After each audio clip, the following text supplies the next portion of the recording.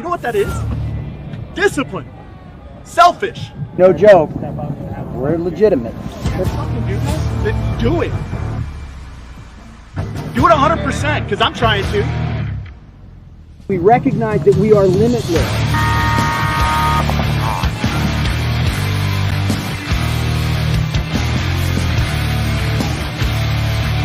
You gotta be a champion to become a champion, right?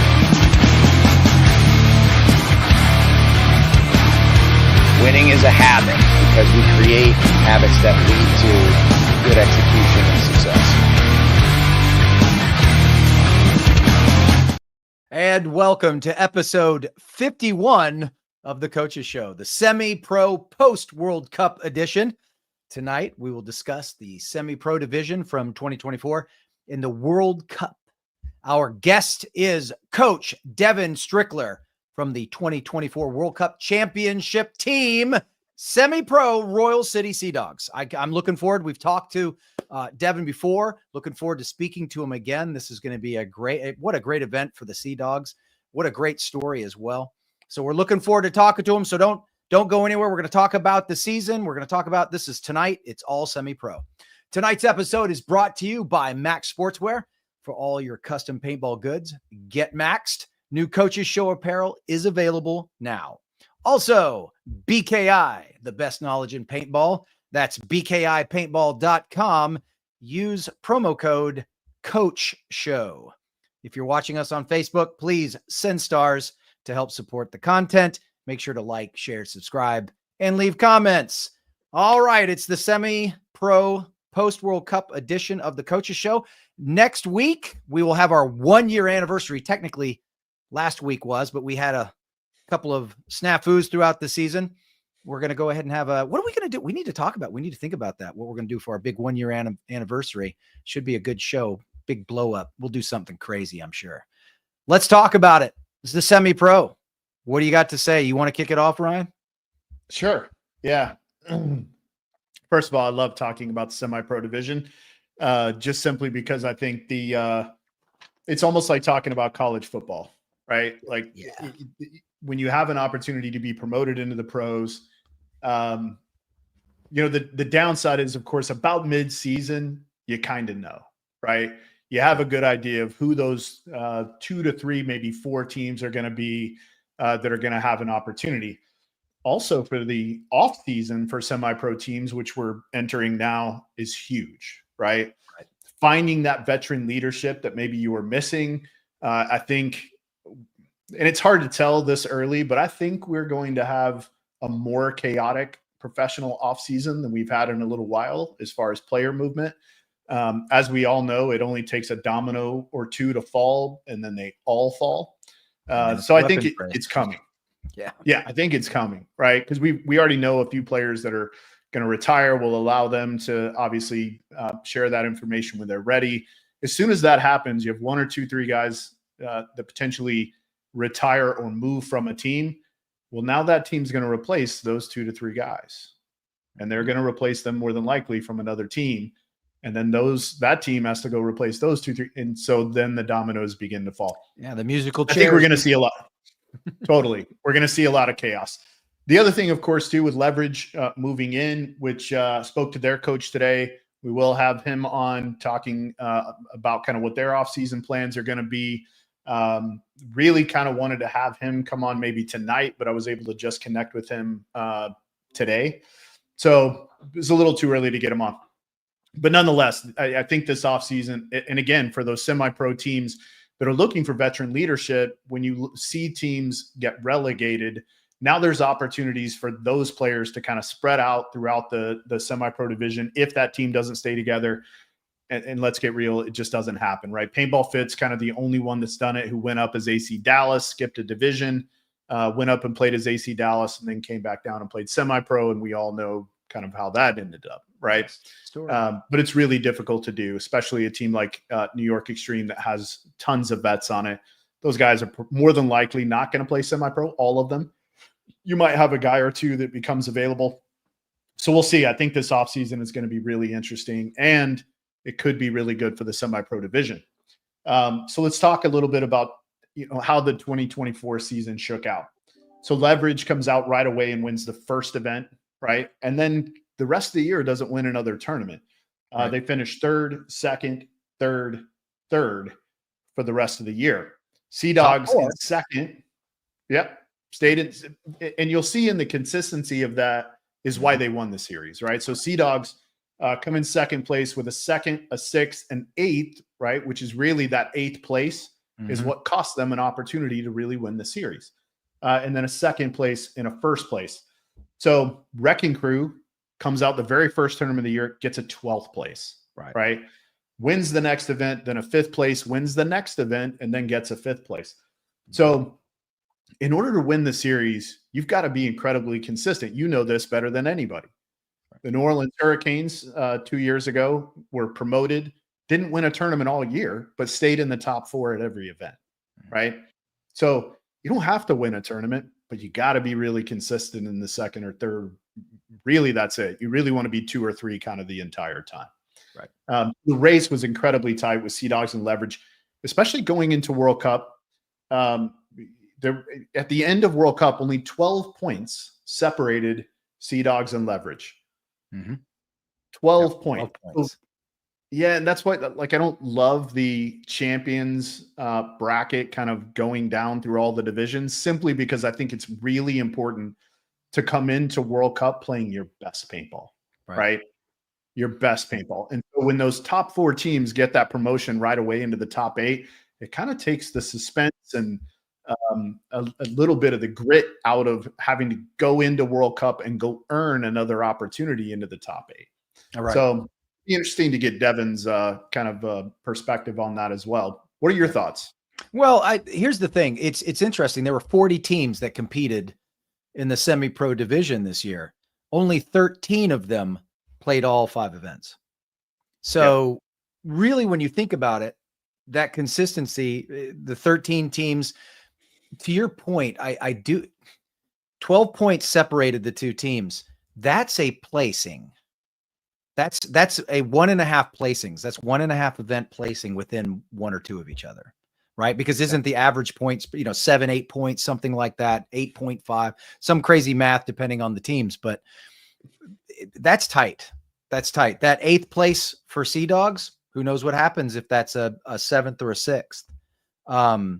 Wrecking Crew, they don't get that 12th place. Maybe they get a 9th or a 10th or an 8th. Maybe, what's happening. So I think this was a very competitive race among 3 or 4 teams. The other 9 that consistently competed, Ology got in there. They won an event, but then I believe they had a 14th, a 15th, right? And I do believe they were in the top 4 again. I think they got a 4th. Someone correct me if I'm wrong, but they only played 4 of the 5 events, right? They didn't come to World Cup even. So it is going to be interesting to see, Leverage jumps up now, which leaves the Seadogs, Wrecking Crew. I don't know if Ology's still around. I know Greenville Growl's not around anymore. I'm sure the newbies will be there. Definitely keep an eye out on the D2 team, Bear Ridge, as they enter into the semi-pro division. So maybe we have another 3 or 4 teams. I may be missing somebody. And if I am, I apologize, gentlemen, but I do believe that we might see a little bit more dispersal next year. But yeah, so newbies. I do think Seadogs and Wrecking Crew are favored. Yeah, newbies. If Preferred Mob sticks together and plays all 5 events, they could be a thing. Yep. KC Missouri All-Stars, I think, has an opportunity, but they always miss the 3rd event because the owner of the team has a big fireworks stand that he does. And so it's really hard for them to travel during that time of year. Nasty's always a question mark, right? Sure. They seem to the Atkins seems to get it together, and then it kind of falls apart and then get us together. Christian just brought it up. I was going to talk about the Oilers too. I think they have an opportunity. Again, they missed the 3rd event. They were Clutch City Oilers. They were kind of, they made Sundays the last 2 events. They're going to need to play a lot of paintball this offseason in order to make it work. They're going to need to play a lot of paintball. Yeah. Dynamic is another team I think that could be really good. If again, some of their, they can really stick it together, right? I saw a lot of moving pieces with Dynamic this year. I think there's some, if they had some good funding, I think they might be a thing. So we'll see. It's going to be another interesting year in semi-pro, but again, if just going off the story that's sort of already been told, Royal City Seadogs, Wrecking Crew, newbies, and then probably Bear Ridge coming in is going to be a problem. I also believe TPP Crew is coming in and potentially Wolfpack coming back to semi. I was going to say TPP Crew and Wolfpack probably need to be in the discussion as well. Yeah. So, well, and the other thing is when you, and Paintball Fit again is teaching us all of this as they go. Winning in every division is important. As you climb through the ranks, if you know how to win and you understand what it takes on a Sunday to go through those 4 games, potentially, you're better prepared when you get to the professional division. You understand what it takes to win. And there's something about that, right? It's not just the how well you play, but it's also managing the emotions, understanding in the late rounds of the tournament what your body's going to be dealing with. When do you need to snack on things? How much water and energy? It's funny every time I see guys pounding an energy drink sometimes before they go out, and then they're trash just because they crash out, halfway through the match. But really understanding what your body's going to do, what kind of emotional things you're going to, there's a lot to be said for that. So 100%. Those teams that are used to winning and used to playing on that in that final match on Sunday, as they go through the ranks, that's what they're used to, right? And if they can stay together, which again, like Paintball Fit telling us that's how the story works, stay together, be consistent, you're going to have a big future. Yeah, agreed. 100%. All of that was spot on. So it's going to be exciting to see that there is some, it is going to be fun to talk to Devin about, not just, what his expectations for his team is, what their plans are for next season, what they're going to be doing in the offseason. We got a lot of questions for Devin, but we have a lot of questions about the division as well. So I'm looking forward to this conversation. Yeah. The last time we had Devin on, it was a really good conversation. It's really interesting to kind of, they deal with things that certainly us down here in the South don't have to deal with. Right. As far as when they can start their off season, what is it like? I don't know how cold it is up there right now. It could be freezing. We're going to have to ask some of those questions, but one of the things that the Seadogs have done well is during the off season, they come into the first event and they look pretty dialed. I mean, this year they come in and get a second place right off the bat. Mm-hmm. That's rare from teams in the North. Like what we usually see at the first event is teams from the South and the West Coast have a tendency, the Southwest Coast have a tendency to play a little better just simply because they have been playing a lot of paintball through the off season. Right. So the guys up in the North, they're obviously at a disadvantage from that perspective, but maybe they have an indoor and maybe they have a place that they can train. We'll get into that. Right. It should be interesting. Yeah. I mean, it's probably cold. If I actually got into now in Alabama, if you get into the 40s, it's considered cold. I don't consider that cold because I've also, spent time in Minnesota where it's -27 at some time. So, but long story short, if it's 40 down in Alabama, it's probably a lot colder in Canada. We'll see. For sure. Right. Like today it was like the high here was like 50 some odd degrees, but it was rainy. In fact, we had tornado warnings again this morning. Imagine that. Yeah. Tornado warnings. It's crazy. It's been wild here in Oklahoma this fall. So it's just insanity to have tornadoes going on. So anyway, well, let's bring Devin in. Let's dig in. Hey guys. Mr. Strickler. Good evening, buddy. Good evening. All right. Well, let's start where we ended our conversation. So tell us about the cold. It's not too cold. Yeah, we're in Celsius, so it was 14 today, which is probably 55-ish Fahrenheit. That's nice. But it's gonna drop off. The temperature's gonna drop off for pretty quick here. We haven't been getting a lot of snow the last couple of years, which has helped a little bit, but it's still freezing out there. No one wants to be out there when you get your knuckles all busted up in the cold. Yeah. So we usually, like in the off season, we usually take like after World Cup, we'll usually take a month or so off, usually until after Christmas, so about 2 months, I guess. And then we try to get together. In the past, there's all the indoor fields in Ontario is where we are in Canada have closed up now. The closest ones probably would probably be like I think there's one in Buffalo, which would probably be about a 4-hour drive for most of the guys. So it's a little bit tougher, but we try to get together as much as we can.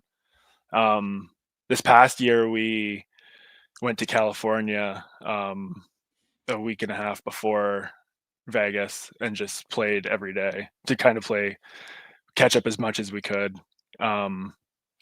And for this off season, we've talked about going to doing the same thing, only going to Florida. There's a lot of teams. There was a lot of teams in Cali. It was chaotic at times. So we figure Florida might be a little bit safer in terms of getting the appropriate amount of field time that's necessary. There's a lot of teams in Florida too. Yeah, I was going to say.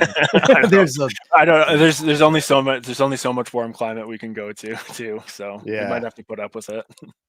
Maybe you go to Dallas. Yeah, maybe. Yeah. Yeah, there's a lot of teams. Like if you go to Legacy Sports Park, which is Jason from Tampa Bay Damages Park, there's a lot of teams there. Sure. Tiki's, there's a lot of teams there. So I don't know. I think you're going to have a challenge either way. But good for you. That's really intelligent. So how many days do you guys spend? You go like the weekend prior to the layout, or you go the weekend? Yeah. We went the weekend of the layout this year. It was a little last minute. Like it was tough. We wanted to stay in Canada because right around then is when the temperature starts to change. So it's tough because we kind of have to make a judgment call, and it'll either be like 15 degrees here, which is again like probably 60, or it could be -20 here. Like the temperature range is just so drastic. So we had to kind of wait last minute. So eventually we just said, you know, let's just go to California. But the guys get out as much as they can in the off season, traveling to the indoors and stuff. That they can have access to. Even still, like I try to get them convince them to get into the gym as much as they can. Get those lungs going again. Especially it hits you pretty hard. You don't realize how much cardio you lose in the off season until you're like 0.56 in a match, and you're like, oh, just your lungs are heavy and it hurts to breathe. And so try to get them on that as much as we can. All I right, think Devin, the trick there is you just don't stop doing that. You just go to the gym every day. And then, So you beat me to it, Ryan. I started to say that. They're stuck in their ways. Sure. It's like the old hockey. It's like the old hockey. It's like the old hockey seasons or old days in hockey. You have training camp to get back in game shape. You're not always in game shape. I think that's I mean, if you want to be an athlete in any sport and have longevity, you kind of got to work out all the time. Yeah. Also helps with injuries, but I did want to. So it's interesting. You don't. So the team during the off season around this time, the indoor fields are not as readily available, which is striking to me. But so where's the main field that you guys practice at? We practice out of Adrenaline Paintball. It's pretty central for most of us.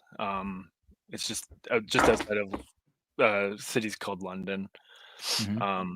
So that's where we practice out of there. We've practiced out of there for the last since the Seadogs started. It's probably what is it, 9 years ago now? I think 7 years ago, something like that.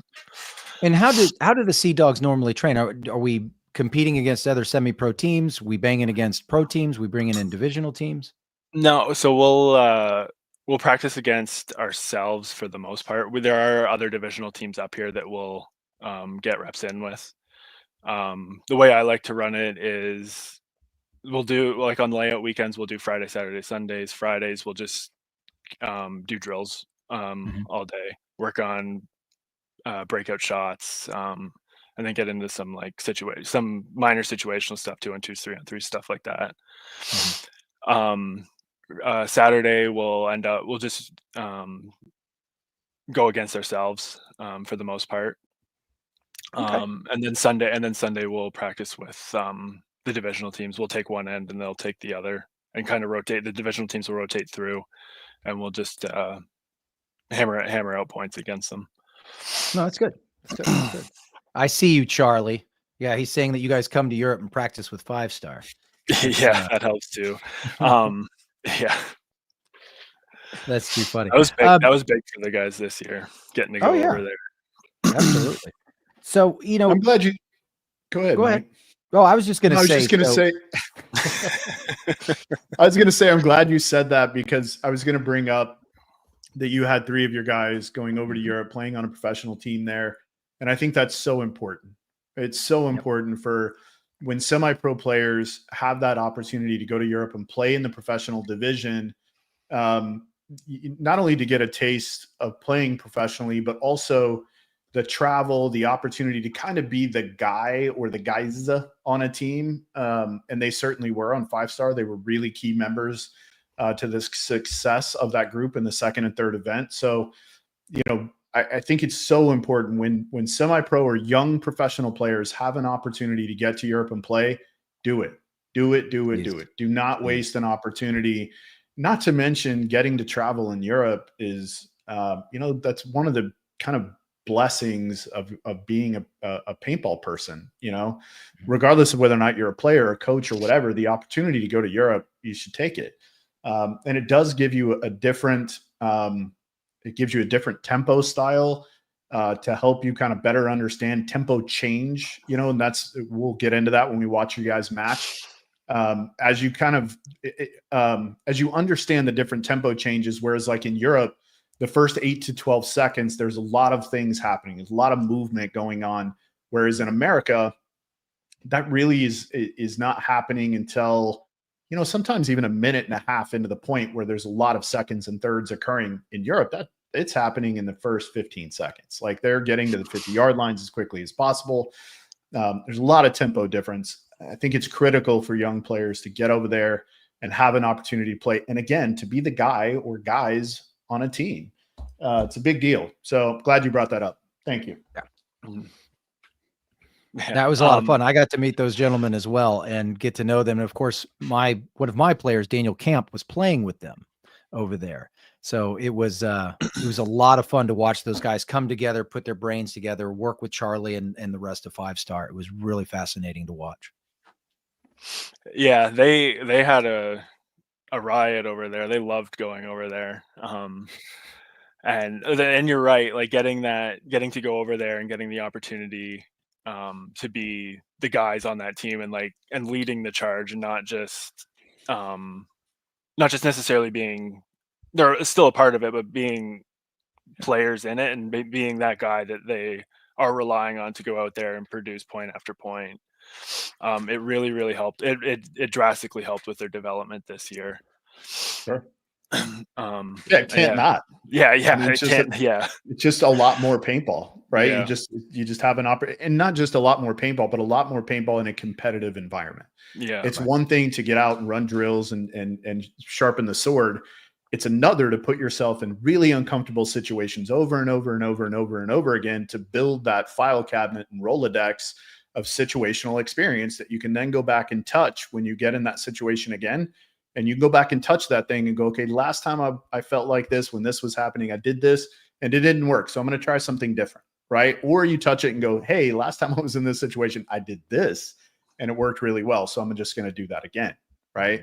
It's one of the reasons I think guys like Ryan Greenspan are still the best, right? Is because he has, his file cabinet at this point of experience and uncomfortable situations he's been in is, God, that thing's a mile deep probably, Yeah. Yeah, Easily, the one thing I easily. tell the guys all the time is time under tension, right? It's just the more time you spend under tension, the more prepared you're going to be for when the situations arise, right? And unfortunately, like that's what I mean, this season we stepped it up significantly, but it's all the previous seasons and all those lessons learned that come together for this season, right? And leading into next season as well. I love it. I love it. Well, that's actually a good segue into probably what Ryan and I really want to dig into before we get into this match. We really want to dig into your brain. Okay. Based off the season, the 2024 season and the Seadogs performance, pulling in a second, a sixth, an eighth, a second, and of course the World Cup win. What's the team's, so you had talked about how the team kind of spends about 2 months not really getting together during this winter. Is that going to change? Has anything changed now that guys have tasted that? I mean, you were right there. You won World Cup. You were right in the race. All these different aspects, emotions, things are happening. Has the team got together? Are we going to change anything this offseason? What's your intent? Are we going to work on any deficiencies? Are we going to try and work on some efficiencies? What's the goal? Yeah, I mean, all of the above, I guess. We need to play to our strengths, but we also need to shore up our weaknesses. We had a meeting last week. Everyone has committed to pretty much tripling our practice load together. This year we spent our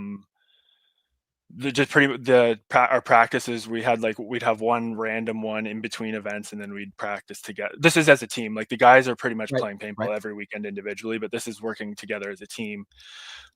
We'd have like one random weekend in between events, and then we would come together for the layout weekend, obviously.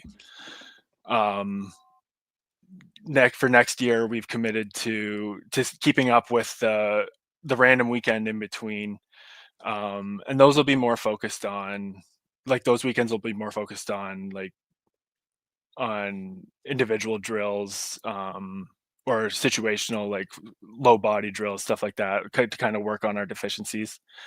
Situationals, where we see them, situations and stuff like that. And then we'll be practicing Friday, Saturday, Sunday of the 2 weekends leading up. Like, so like the weekend before the layout weekend, and then on the layout as well. So it'll pretty much triple our practice load as a team together. No, I mean, it's going to be pretty demanding on the guys next year. A lot of the guys they play locally in the OPL. The teams are allowed to have one high ranked player on them, and pretty much all of them play on a team.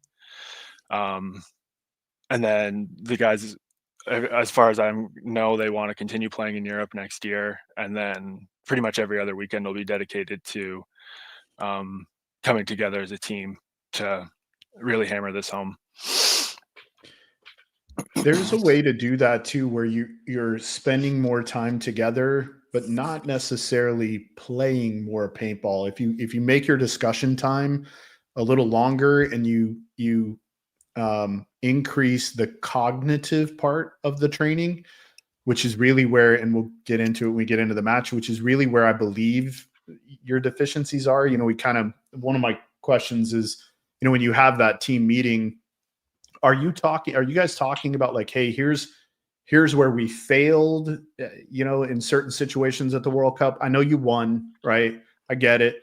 But if you're like me, I go back and nitpick every single match and, like, hey, here's the areas in which we had problems, and here's where I think those derive from. And it was really, at least what I saw from the film, and we'll get into it, is that there was nothing necessarily wrong with your game management, but there were some issues, I think, in your preparation for the tournament that caused some of the problems that happened at the event.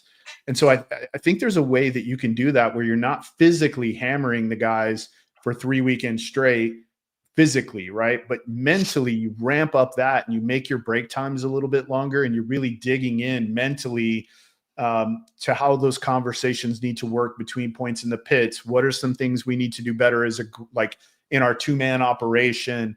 and really shoring those things up so that when you get to the layout weekend, that information and conversation you guys are having about the layout, it just goes way up. Right.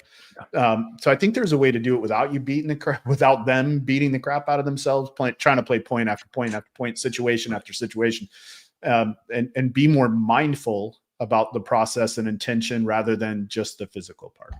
And this is what I mean by being more academic. What Ryan just said right there is my definition of being an academic team. We sit there and we have those conversations. Like, I have no doubt, Devin, that even after the event was over, you guys sat down and watched tape, and you sat there and said, and every player probably had a moment where he was like, yeah, we could have done this better, or I could have done this better, or I recognize this. It could have been something in the pit. Yeah, we could have been a little bit more efficient in the pit with our setup. We could have been more efficient with our communication aspect when this happened. Maybe we need to add a code to the code book. All these different things. These are the types of conversations. And then to Ryan's point, right? We're having those conversations. We're watching tape. We're discussing things with each other. We're improving this is the weapon. You've heard me say this 100 times. The mind is the weapon, right? Everybody for the most part, a lot of people on physical, they all pull the trigger. It's good to go. Guns equal. This is where we make the difference, right? For sure. We took last week off in terms of like meeting. We generally meet every other week over Zoom and just kind of go over it. We're blessed to have most of our matches streamed throughout the year, so we can go back and we actually have film that we can kind of break down and go over that. So starting next week, we'll be going through. I'll usually try to go through like one match. Especially this off season. We'll try to get together like once a week. I mean, guys' schedules are gonna vary throughout the holiday season, so like every week, if it has to be every other week, just kind of go over some of that stuff. I mean, it still gets the guys together and talk. Then it gets them talking, right? It gets their mind back on paintball again when it's not especially this time, especially during the holiday season when it's not the main focus from everyone, right? Right. And those calls, like if you have a Zoom call or whatever it is, you get the team together, even if it's just one or two things. Hey guys, we want to cover these one or two things tonight. This is what we're going to focus on. And then you hit that, you hit it hard. Everyone goes home with some homework and some thoughts, and then you're out. Right. So you don't want to make it work, even though it needs to be. Right. A lot of times there are ways to make work fun. And that's also a key component from a psychological perspective. And I'm babbling a lot. I did want to ask this stuff. So we're talking a lot about the Royal City Seadogs and the plans. Will all the players be returning in 2025? Yeah, everyone is committed to staying on the team. We've had, I'm not going to give you a number, but we've had pro teams approach our guys, trying to take them away, and everyone's committed. Everyone's committed to the Seadogs for next season. They want to give it a real, an honest kick at the can to earn that pro spot together. I mean, I just getting into paintball at the time when Edmonton Impact was making their run at the pro league when they were coming up through semi-pro. I'm not sure if they were 100% Canadian or not. We all have a pretty good goal of trying to earn that pro spot of being a 100% Canadian team. So we think that would be pretty cool.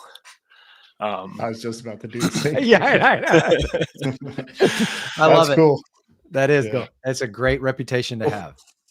First of all, congratulations, because that is for a high-level semi-pro team.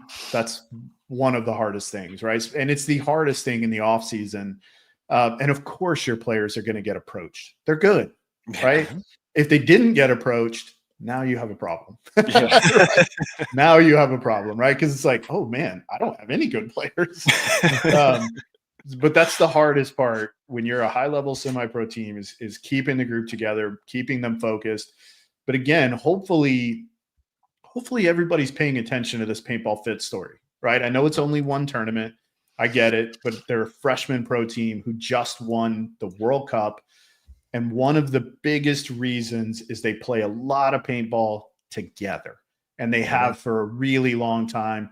You know, Chavez has gotten multiple offers. Scott's gotten offers. Like they're just not going anywhere. They're going to stay right there and make it work together because it's important to them. And if you can do that and keep everybody together and keep the vultures at bay, you'll have a lot more success, right? And certainly a lot more opportunity going into next year to win that pro spot. If you guys keep the tempo and everything that you guys are doing really well, keep all of that stuff and just clean up the little minor things, and you guys are going to be dangerous. You're going to be so dangerous. 100%. I agree. Excellent. Excellent. I love it. So, it's to these points, right? You got everybody returning. You got all this stuff. You've got an agenda on what you want to do on the off season. You've already put plans in place to be prepared for the first event. It sounds like, wow, you're ready, right? You're taking this serious. You're ready to put in the work. So hats off to you. And I'm stoked to see what the Royal City Seadogs bring next season. It's going to be fun to watch. Thank you. So with it being said that everybody is returning, is there anybody that you're potentially wanting to add? I'm not 100% sure yet. I don't think so as of right now. We already He's have. not at liberty to say. Yeah, we're already at a 10-man roster, and it's tough. I don't want to bring in, like, if we were to bring someone in, it would be someone young, and I don't necessarily think it's the right move to bring in someone young, and they're not, like, they won't and not get playing time. They're not going to come in and demand playing time right away, and they're probably better off playing D2 or D3 and getting all those spins and developing than they are coming in and not playing. Yeah, just they'd come in and sit on your bench. Yeah. Mm-hmm. Yeah. Yep. Yeah. Good call. Yep. Good call. Although having a project is nice. It's fun. Yeah. Watching Project's those young guys important. develop. Developing players is important. 100%. Yeah, it creates sometimes a little bit of Fire. a bit of competition in your group, which is fun. So pushes the guys who don't let them get comfortable, right? Yeah. So let's talk a little bit about pre-planning for this finals match. So you guys go through the preliminary rounds and don't win a match, right? Nope. And again, just so the listeners kind of understand, so the top 4 teams go right into this 4-team pool where they play 3 matches for seeding. So they kind of matter. They kind of don't matter. It just kind of depends on how your team approached those 3. If you approach them with like, hey, we have an opportunity to go to war with these other 3 really good teams, so we get into Sunday paintball and we're ready to go, we're already in form, then that was your mentality. Some teams went into it with an idea that, hey, we're going to go play these 3, we're going to really check some shots, we're going to test a few things, and then we'll be ready to go on Sunday. So you guys, I don't know what your mentality was. You can fill in that blank for us when you answer this, but like, you guys go in and play those 3 matches against, I believe it was newbies, right? Wrecking Crew. It was leverage newbies, and then Wrecking Crew last. and Wrecking Right. Crew, Yeah. But those 3 teams, Yeah. so you guys go in and play the other top teams in the division. So what was the mentality going in, and then what was the mentality coming out? The mentality going in was the latter of what you said, more of use these opportunities to learn. I wanted to make sure that everyone was getting playing time to see who my guys were going to be, and not necessarily have to dial it back at practice, and then come in with my guy, like with just I had a bigger bench to work with in those matches. And I told, like, the motto of the team pretty much was, we're not, even if we are coming in, like, I mean, we did lose all 3, but coming in, it was, look, even if we are going to lose these matches, we're not losing, we're just learning. That's all it is. Just use every opportunity to learn from. And then going into, once we moved on from those, so we had to, I mean, against Leverage, our first match, we did a lot of learning that match. We went down 4-0 right away. It was pretty quick. But then the guys bounced back, and we scored 2 points, and I think the match ended up being 4-2 or 5-3. I can't remember what it was, but it showed a lot being able to claw back when we were down 4-0. And semi-pro, the Mercy's 5 points, so we were on match point.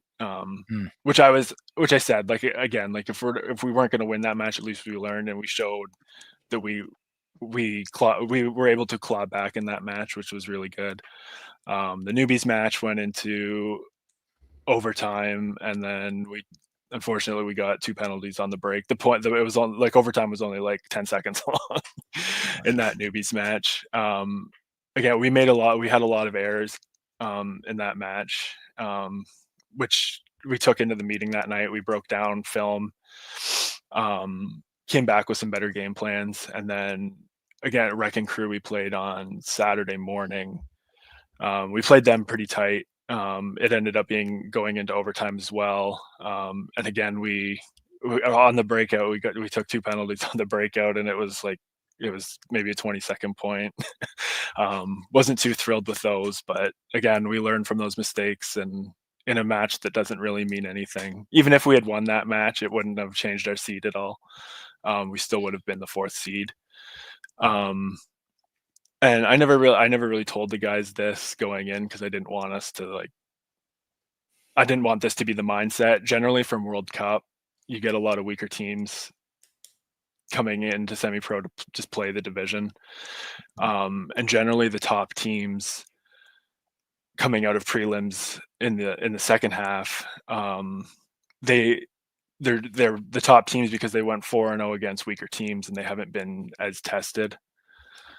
Which was the case for Casey, Missouri, who we played come Saturday afternoon or come Sunday.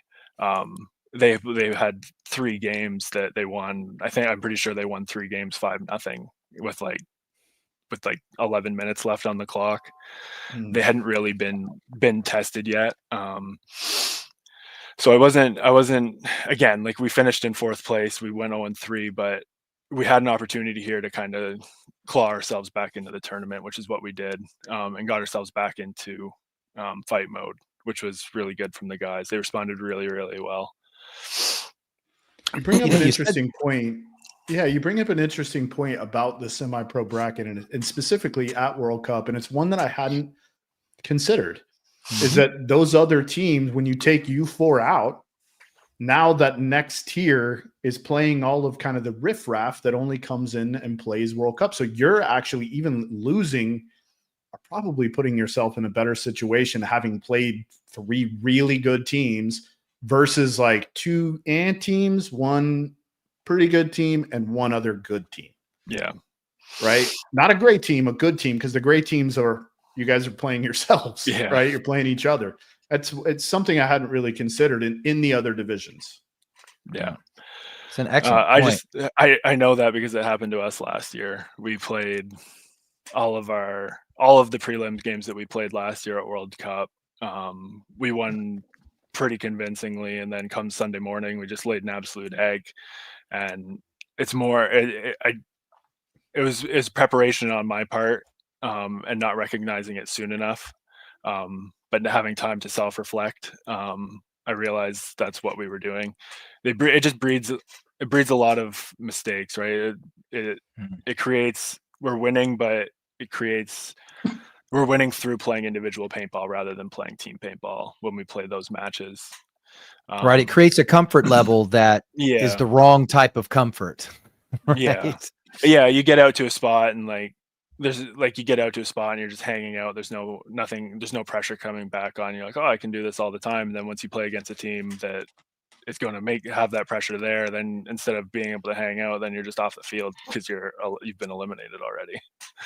Yeah. You said something interesting at the beginning of all this. You said you had a large bench coming into this event, and that, you were using those first 3 matches to see who your players were going to be.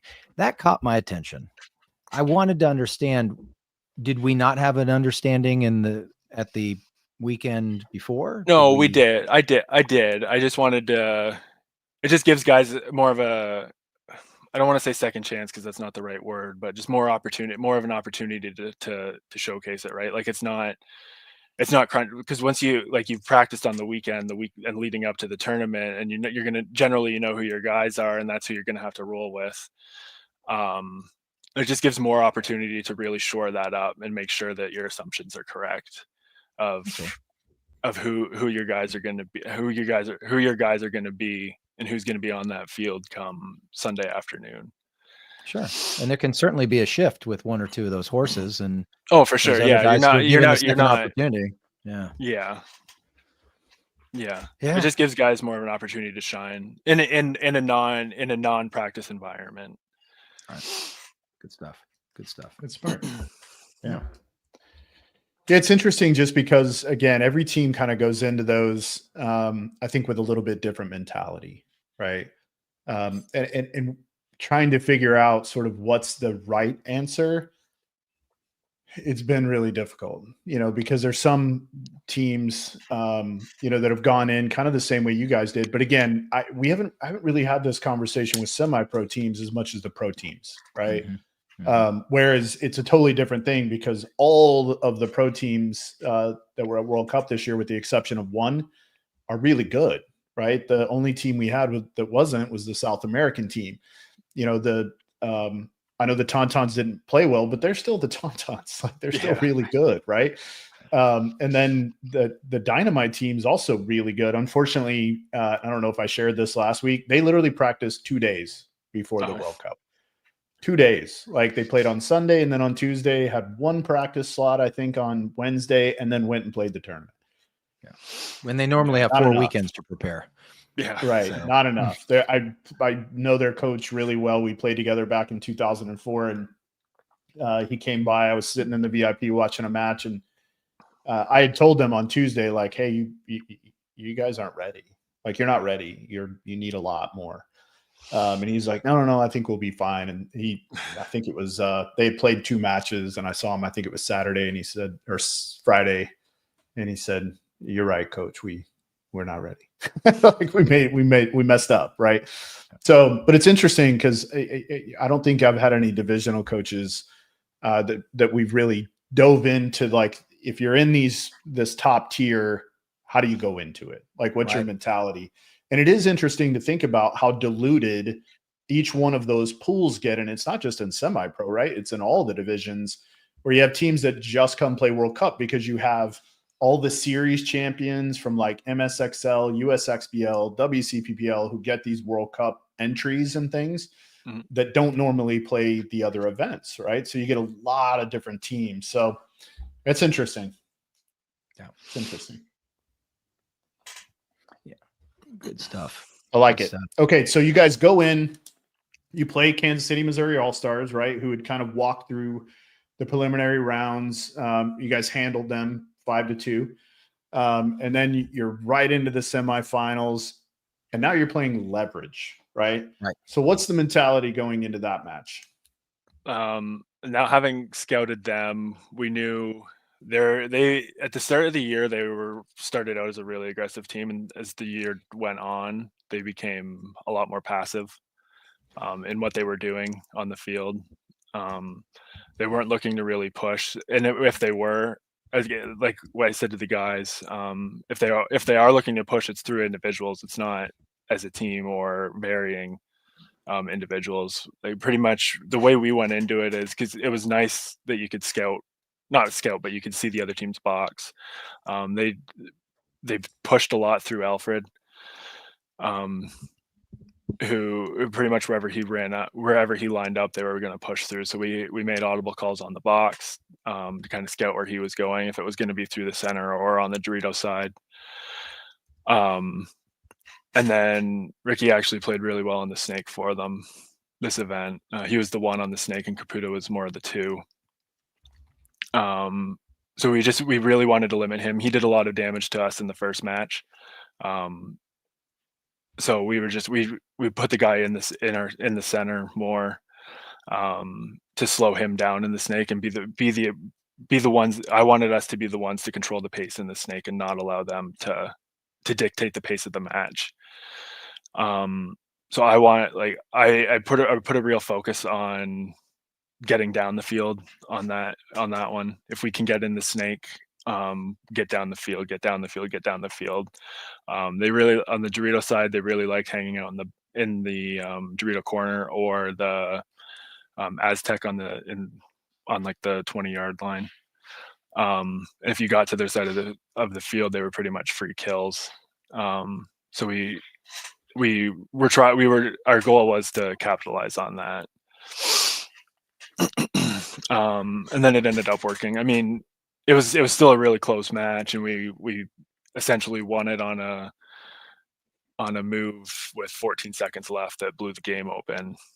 But again, it was through that aggressive mindset and putting ourselves in positions on their side of the field early on in the points that allowed those moves to open up. And we're not playing from our heels. We're playing on our toes and attacking. That ultimately ended up winning that match for us. You were dictating the pace. You were Yeah. making them play against you, making them respond and not waiting for them to. So, I love that proactive mindset. That's fantastic. I'm curious. So did they play similarly in the seeding round? Yeah, they played from what I seen and what I was seeing, they played pretty much the same. They didn't really change too much up. Okay.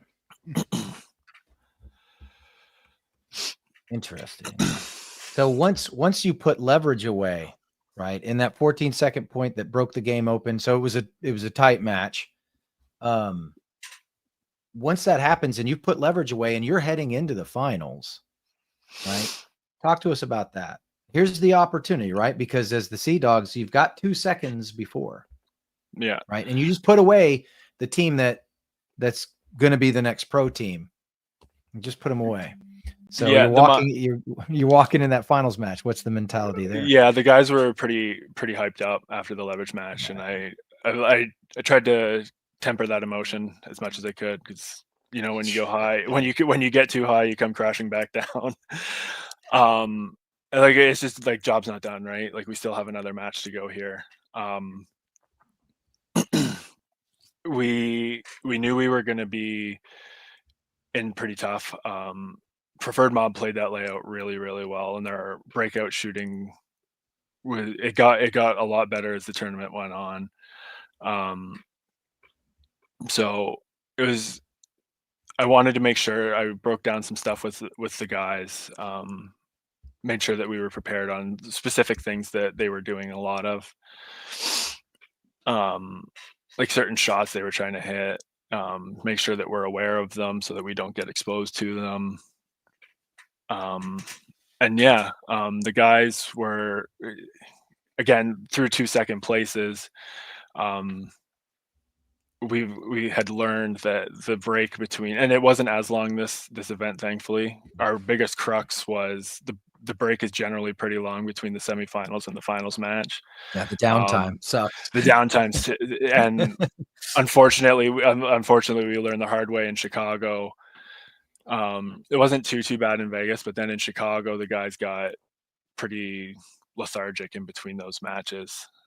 Unfortunately, we learned that the hard way, and we pretty much lay an egg in the Wrecking Crew match in Chicago. But again, like, it's that time under tension thing, right? Like, we've been here before, we know what to expect. Let's not make the same mistakes. We learn from the past and we move forward from there.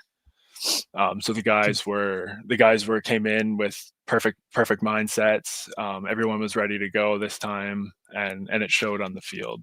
It's exactly what I was talking about at the beginning of the show when I was talking about vets and really having guys who understand that Sunday flow of things and how they occur and the things you have to do emotionally and physically to make sure you're at the right place for each match, right? Because there is kind of a cadence that occurs on Sunday, and that long break after you play your final semifinal match till that finals match can be brutal. Mm-hmm. Yeah. And if the guys start sitting around and taking naps and they get too relaxed, it's not good, right? You want to kind of keep them on their feet. I mean, sitting is probably okay, but maybe not laying down and not eating too much. Like, there's a balancing act that has to occur there that you a lot of times don't know until you've made the mistake, right? Yeah, and you unfortunately learn it in a very painful way because you don't win the tournament, right? So yeah, kudos for you too, and your group for understanding let's not make the same mistake again, right? Let's learn from our mistake the last time and come into this with the right mentality. So you guys had obviously scouted PMOB. You knew kind of what they were going to do. You had an understanding of where they wanted to shoot off the break, how to stay out of those zones. So let's talk a little bit about your game plan, and then we'll jump into the match. So we talked about this a little bit in the green room. I don't want to give too much of it away, but there's a lot of you go to the center a lot off the break with only one guy going out on the snake side. So what was the idea there? We hadn't really been shot too much throughout the tournament going. We didn't have too much trouble. We were probably, I would say, the percent of us losing that guy on the break was probably only 15%. It wasn't too much of a risk for us to go out there at all. The mindset of sending the guy up the center was to shut down their Dorito side early on. That guy, when we sent him up to the middle, anywhere, any of the essentially 3 spots that we sent him, it was to stop the Dorito side early. That's where they were looking to make their early push, was through Rosati.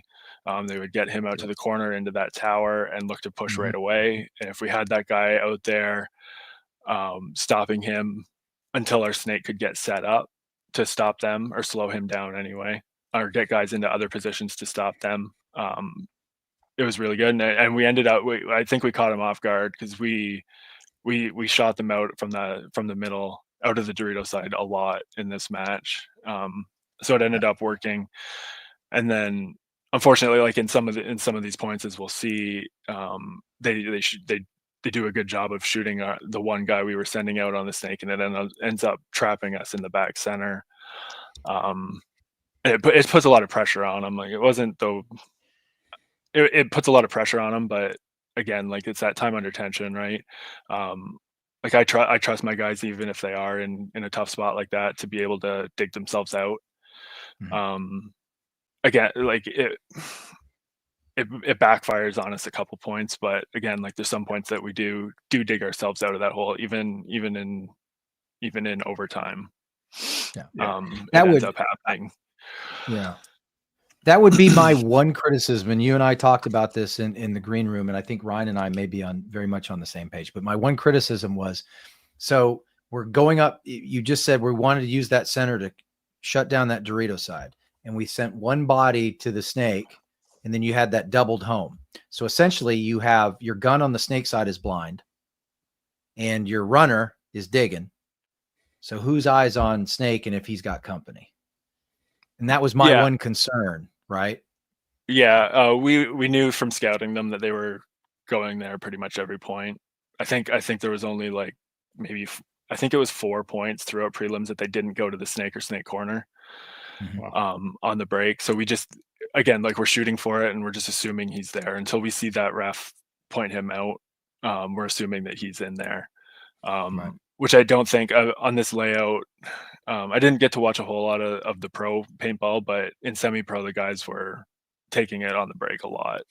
There wasn't too many teams that weren't, and the kills weren't coming for a lot of teams, and it showed. So you just assumed that he was in there until you knew he wasn't. Right. So was the contingency then, let's say you lose your snake one, was the contingency to get that home out there and try and be containment, or was it to turn the gun in the center and play whack-a-mole? It was to turn the gun. It was both. The gun in the center would flip and play that whack-a-mole. It was a little bit easier to do that. The strategy worked better on the lone wolf field, on the semi-pro premier field, just because there was some pretty bad elevation differences. There was a pretty significant ridge that ran through from the back center on the away side to the snake one on the home side, and it opened it up. You could bait from standing in like the second wedge on the snake side, you could see the bottom of the snake. You could stop them at the small cake in the snake. You could stop them there. So it was a lot easier to do that on that field. Even on the pro field, there was the one, especially in that finals match, the snake beam on the home side, our pit side, the second snake beam was a little underinflated, so you could still drop balls in on that side. Yep. Well And done.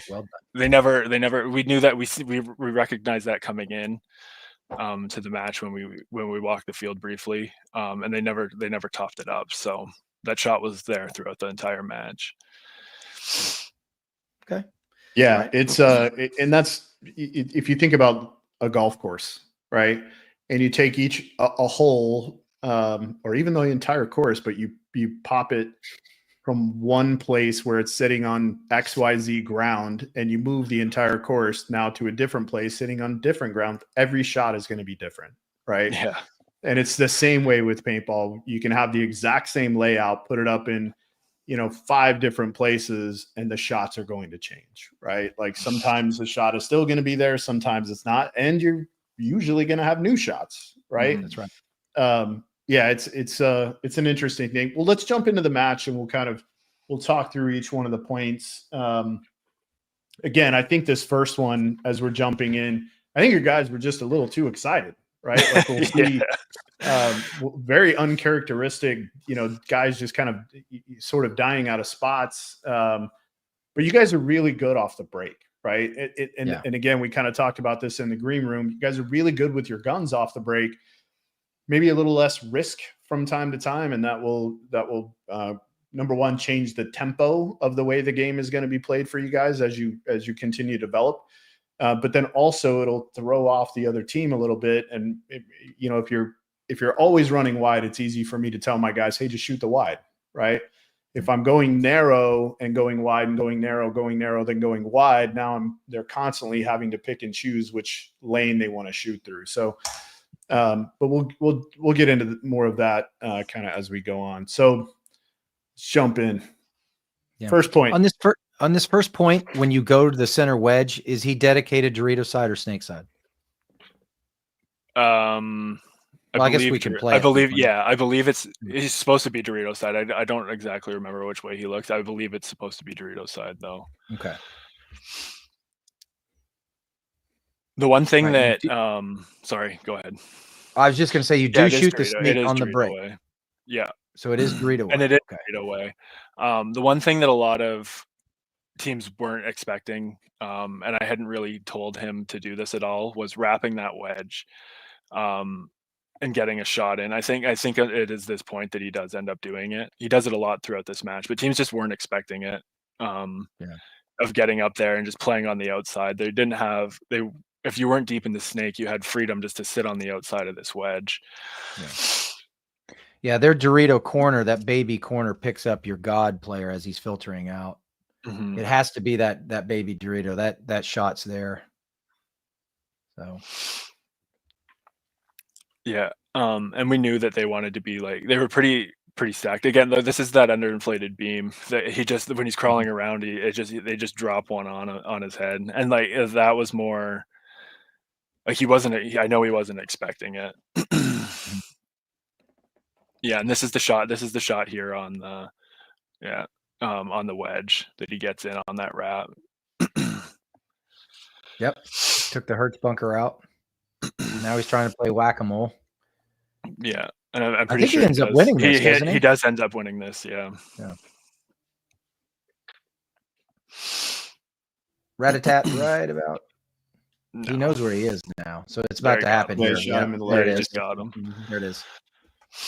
And then this is as much as the fans were really loud and really supportive for us, and we are super appreciative of it. It's in moments like this that it almost is a negative, because they're trying. I believe it's a 2-on-2 right now, and the fans are going crazy, and they're trying to communicate. I'm standing on the sideline, and they are trying to communicate between Garrett and Dylan, and they cannot hear each other.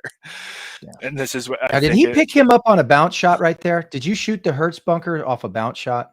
I'm not sure. I think he shot him straight up, but I could be okay. So then they trade, because that's why this ends up being a 1-on-1, I think. Yeah. And then I mean, it ends up being a 1-on-1, and he unfortunately he does shoot him, and the refs just don't want to call him out. He gets shot in the loader. He got shot in the loader right there, and he goes in, and you can you can see the loader hit when he hits the buzzer. Like he got shot in the right loader there on right the there. top. Yeah, right there. He And- got shot and in the I- loader when he was in the snake, and they called it. They said that I asked the ref for an explanation. He said that his loader crashed into the start box when he went to hit the button, and his gun didn't go anywhere near the start box. So Yeah, it is. I do feel like he tried to get away with that one. Yeah, I mean That's why he's it is what- limping. Yeah, So. it is what it is. So Yeah. we move on from there, right? Yeah, I felt Painfully. like and nothing against Kilbosh. I just feel like, you know, I mean, there if you was can get away with it, behavior you get away there. with it. Right. There was behavior there that made me feel like, okay, you just checked your leg and there's paint on your leg. Yeah. And there's that hit on the hopper. I thought I saw paint come off the hopper as well. So, but hey, you know, it is what it is. And usually when there's nobody left alive and you're crashing into the start box, you're doing it for a reason. You're doing it for a reason. You know what I mean? Like Yeah. if somebody's in the snake and they're crawling weird, they're doing it for a reason. If somebody's Right. crashing into the start box and nobody's alive, they're doing it for a reason. Right. Especially again, on the there's first still- point. Yeah, there's still lots Yeah. of time left in the match. Yeah. If you're doing something weird has happened. Yeah, Right? That's right. There's something weird has happened. So in the first point, really aggressive. And again, when I watched it, it just looked like the guys were just a little too amped up, right? Yeah. They went into that first point and got into bad gunfights, right? Like the guy in the snake gets shot on a thing that, again, maybe you don't know that's there because that's really hard to see in a field walk, that thing is 1 inch different than the one behind it. But like the getting shot over the guy who got shot behind Dylan, he just got shot out of a spot. he just got shot First out of kid- a spot. That's just a bad death. Totally. Yeah. And then the guy getting shot out of the Mayan head, the first Mayan on the snake side, heads up. Like you go in knowing that guy's already set up. Don't come out and play him right away. Right. Like, just take a break. You know, you did the hard work. You dug out there. You've got a guy in the snake. Relax. Right. Let's connect with the guy in the snake. Hey, it's just my mirror. We're good. Roll off. Just shoot the cut where the guy can't go into the snake. We're all good. I don't even have to fight him. Right. Mhm. It looked like they just got in bad gunfights. So maybe a little too amped up. Maybe a little Now, too amped up. I do feel like this next point in my notes, it's obviously that your guns, you won the break on the first point. You win the break decisively on this next point. You shoot both wides. Yep. And Yeah.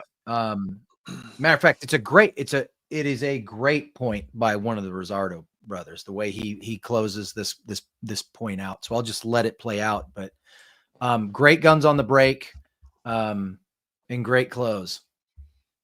So Seadogs obviously on the right there, and you see both ones are now walking off, both the snake and the Dorito side. Yeah. And then I put the guy, I want to go back up the center again, but I held him at this first wedge more.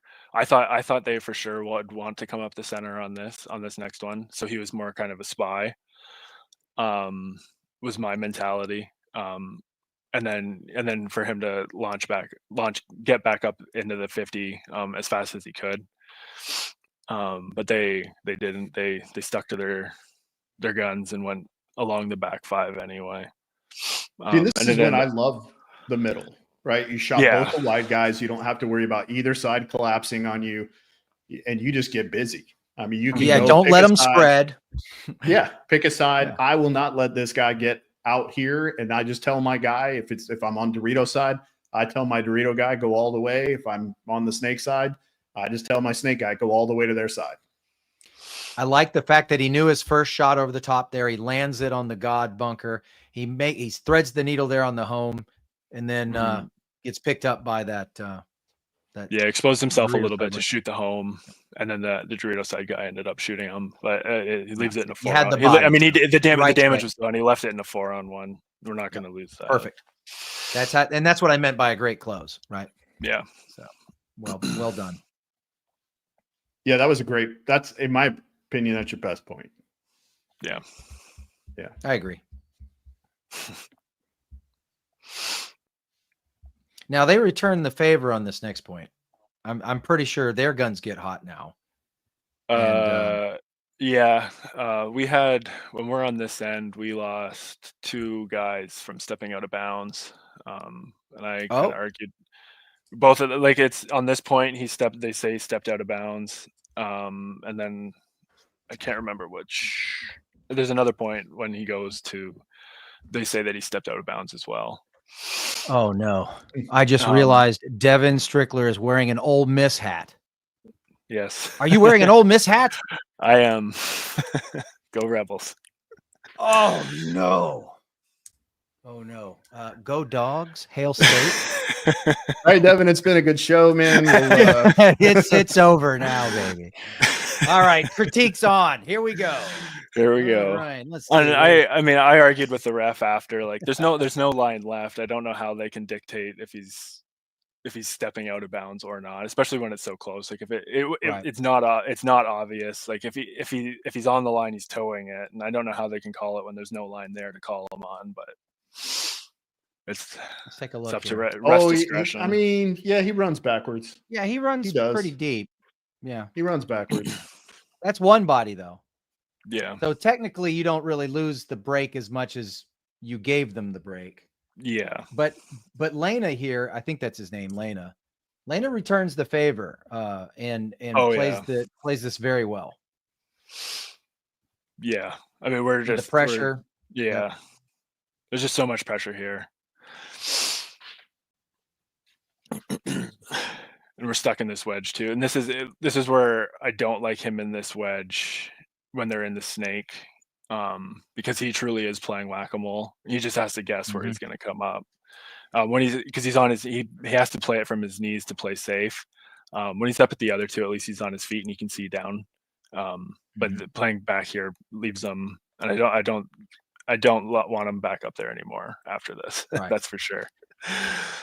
And the God's not going to let you guys spread out of the home. He's just going to fill that gap with paint. So this guy's strapped. The only person who has the ball really is, like you said, he's got to play from his heels. So he almost gets picked up there. Yeah. Yeah. And now you see this two-man setup over there. They're going to bully. Yep. Oh yeah. Lena makes that great shot, which blows the side. He's got the whole thing to himself. He realizes, okay, I don't need to be trying to take shots from here. I need to improve position. No, just get down. Yeah, just get down the field. Yep. Got a little precarious there. Your Hertz bunker is really putting in that gap, just going over his pack when he was first set up in the bunker. He was pretty sure. He came off pretty hot after this. He was pretty sure that he shot him. He was pretty adamant that he had shot him in there, but I mean, you can kind of see his pack when he turns. He's not hit. No, I'm aware. But this is a good bait, right? He kind of steps out here. I'm not sure you do this though from that positioning because you can't pull back fast enough, right? There's no core there. So and then he just starts. Yeah, and that's just a bad death. Yeah, that's just a bad death right there. That's just a bad death. Yeah.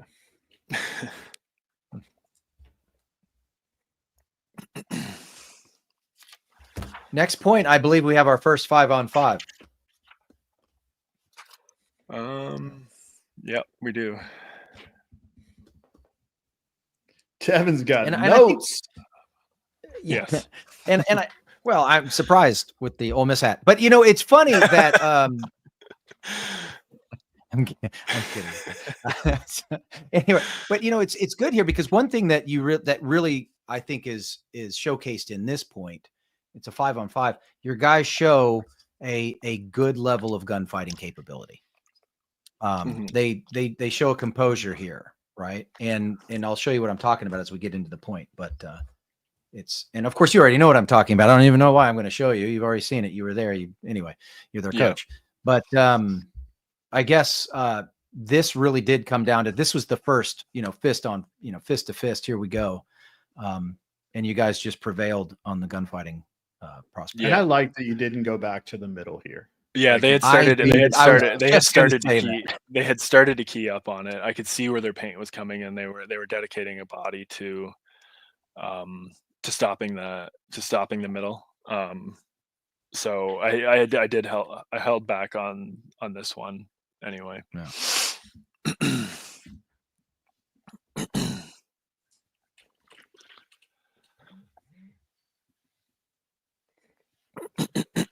They even put a gun up for it. You see that? You see how they had a gun looking for it. I knew that. So they didn't really have anyone, because I feel like because we were playing the middle so heavy and they were dedicating that gun into the center more, you can see him playing over the top of the wedge on the Dorito side, or the mini W there, to try to really stop our middle guy. And they go to sleep on our Dorito side, and I recognized that, and I pulled Dylan out and put Nolan in, and told him, like, you get to their side as fast as you can. You're gonna get, if you get there early on, you're gonna get a lot of kills, and he does, and they end up feeding right into his gun. Because he's on their side within the first 30 seconds, and they're not expecting it. I thought Nolan did this really well. Yeah. Yes. And they're all the kills have already happened. They were off camera, but they filled. I feel like they filled 3 bodies through the gap that he was chopping down. And again, like, we had pretty good protection set up on him. He ends up getting a major penalty here, but again, the damage had already been done. And we had the protection set up on him. So I don't know. I can't see. And you can't even see it on the replay. I'm not sure if Nolan spun or not, but the guy certainly got shot elsewhere. I mean, he's pieced up all on his side, on the side that Nolan couldn't have even shot. Yeah. So you had the bodies though. So yeah.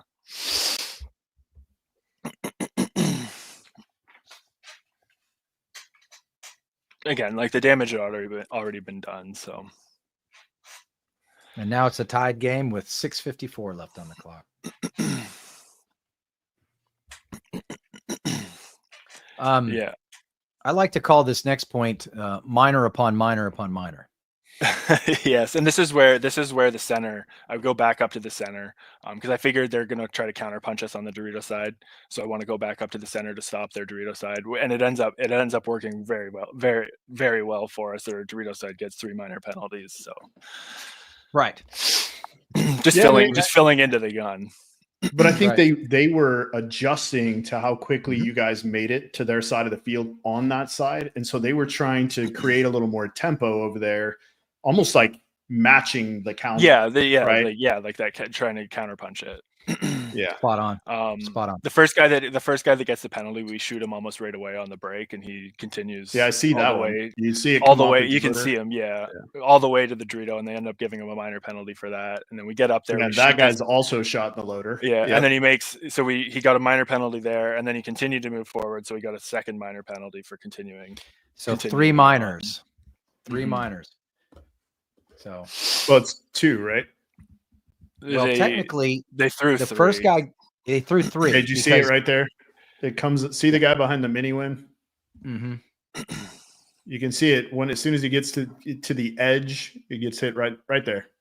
Boom. Yeah. Yep. Yeah. And so here comes the first minor, and then this guy finds. There's the first. Sorry, it was 2. It was 2. The one was guy. 2. The one right, guy. The one I player thought got they 2 threw. minors. Yeah, that's what it was. It was one player. One guy got both. Yeah, that's because right. they came in, called him out, threw a minor, and then he ran to the next bunker. So they called another one. Yeah. And we had shot one on the break as well. You shot the home on the break, so that cleared the bodies within the first 20 seconds. It was 20 seconds, right? I think it was 20 seconds. Nolan was in here. Hockey time, but keep pumping my tires. That's funny.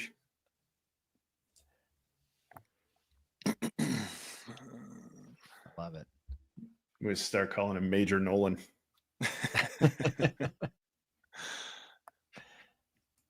hurt his feelings. Pump his tires too much and then deflate them. Oh, Jeff, no, I don't hate on the Gators that much. You took our coach, but that's about it. So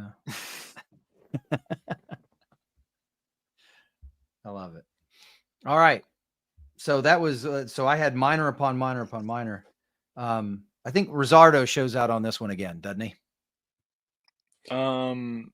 Yes, he does. Yeah, he ends up getting Dylan. Clayton. Clayton ends up getting a 3-pack from the snake on this. Oh, I thought Dylan was this is the heavy Dorito push, right? From us, 0.6. we go we're gonna end up going to the tower. We're gonna double the back center. We're gonna come up the center, and then we're just gonna stay short on the snake side. Yeah. I think you get a big Dorito push here. So Yeah, he gets Nolan does get into their set. I mean, we create pressure from pushing into the Dorito. I believe we get into the 50. I believe we get up into like the 50 like wedge. Yep. Early on, which puts pressure on them, which forces them into which forces the guys into Clayton's gun. Because I'm pretty sure Clayton ends up getting 3 kills here.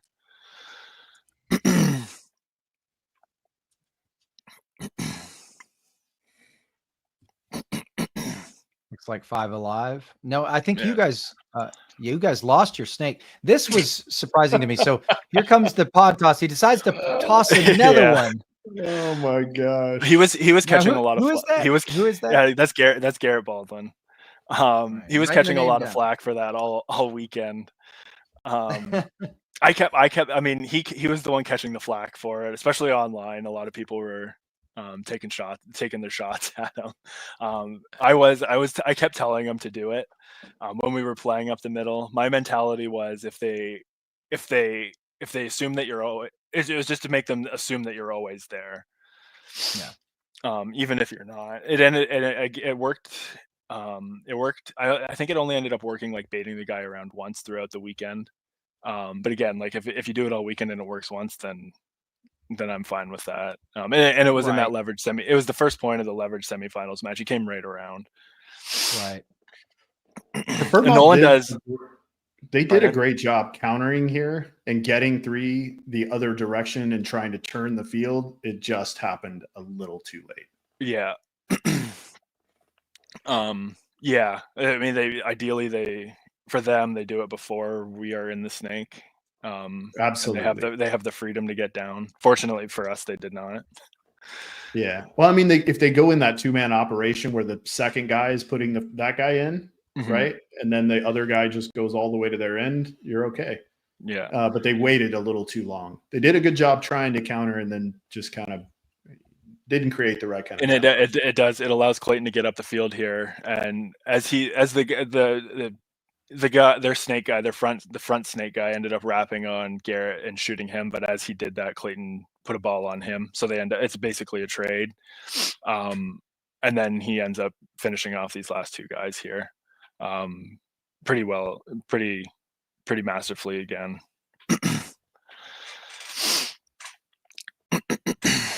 Puts a ball on him, then has the immediate recognition to just shoot the Dorito corner. Yeah. Well done. Yeah, great job.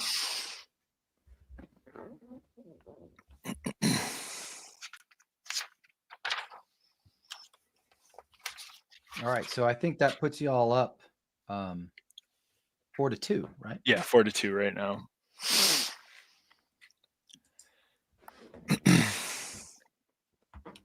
For Mom's about to answer though. Yeah. Again, I do stay short on. I want to get back up the center again. I do stay short on the snake side because their paint. I was watching their paint. It was so close. So, so I do stay short here. Unfortunately, he does. This is the second point that Clayton steps out of bounds. I think it's kind of the way he flails his legs here when he dives in. You'll see. I'm not sure if you can even see it honestly on the cam, but he does. No, he did. He went out of bounds on that one.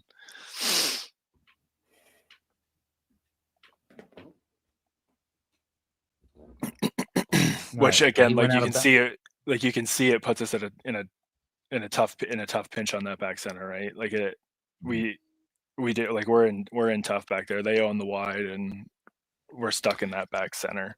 Right. And that was my critique on that first point, right? What happens if we lose that snake side 1? Yeah. And so now we're kind of right. So, but we win a gunfight. So again, like it's easy to say as I progress as a coach, it's easy to see this stuff in hindsight. It's not necessarily as easy. It's not necessarily as easy to see it as the match is happening. No, you're spot on. In real time, right? And I feel like I have gotten better at it, but like you can clearly see that there's still learning opportunities to be done or to be had. Yeah. Yeah, they're those should never stop.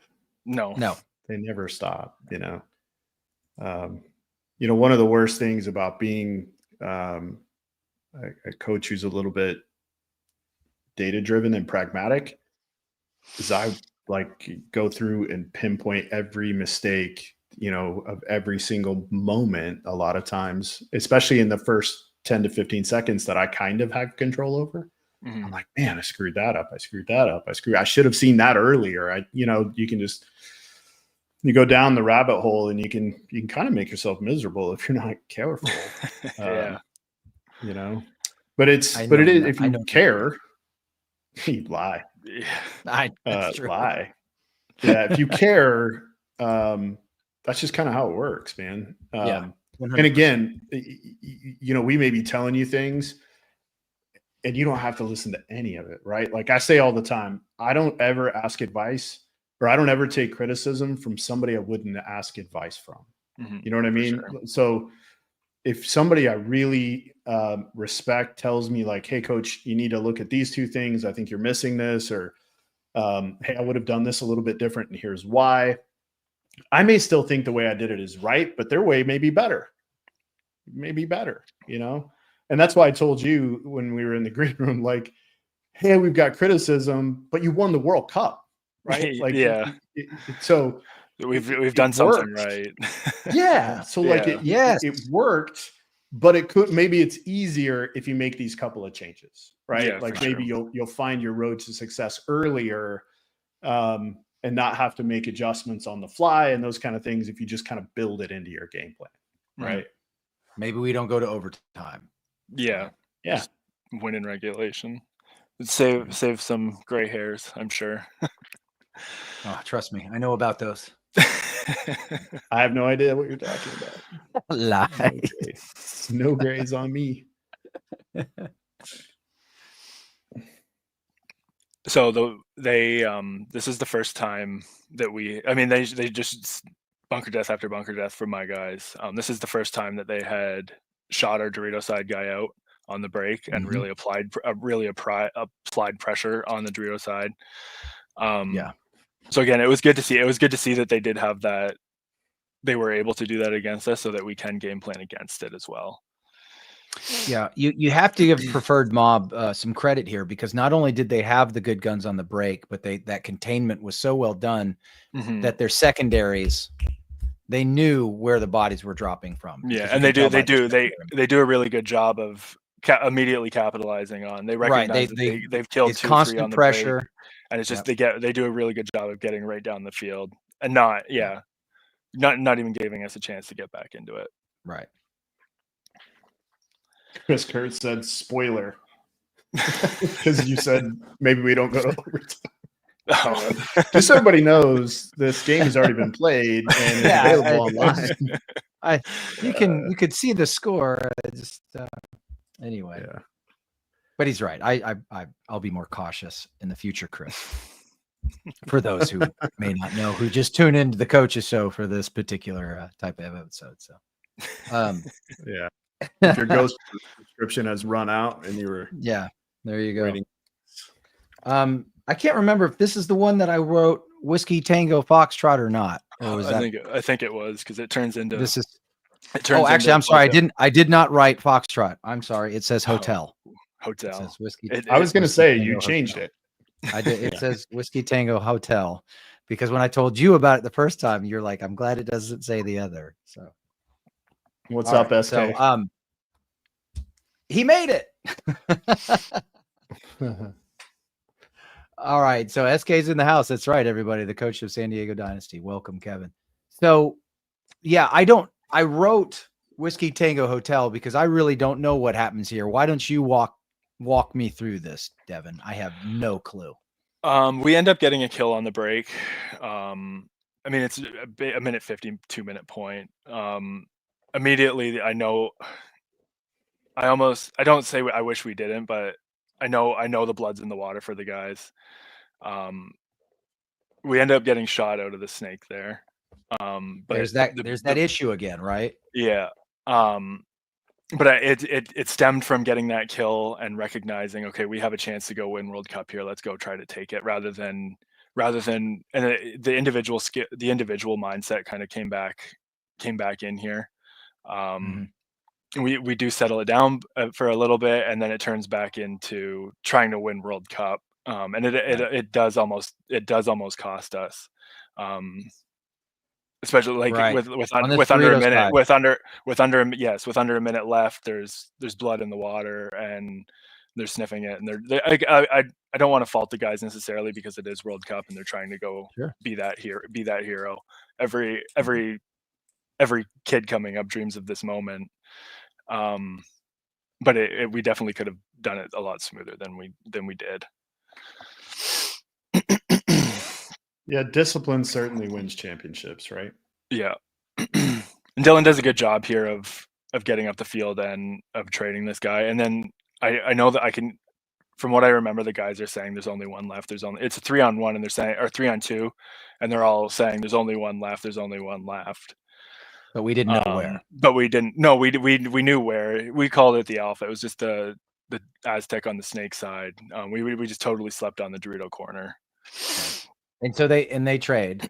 Yeah, they end up the last two end up trading, and it does send it in overtime. But that very well have easily could have been him winning a 3-on-1 for them to win World Cup.